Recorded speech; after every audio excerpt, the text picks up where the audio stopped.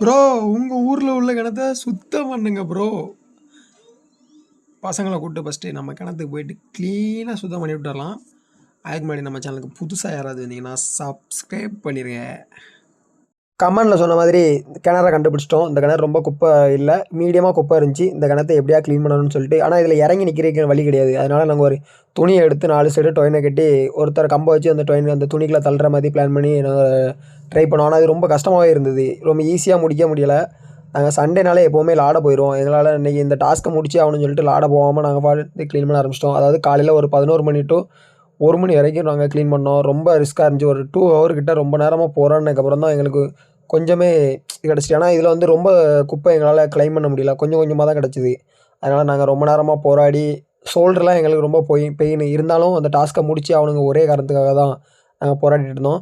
இதே மாதிரி வேறு என்ன வீடியோ பண்ணலான்னு சொல்லிட்டு நீங்கள் கமெண்ட் பண்ணுங்கள். நீங்கள் பண்ணுறதுக்கு ஏற்றாப்புல நாங்கள் தரமாக பண்ணுவோம்.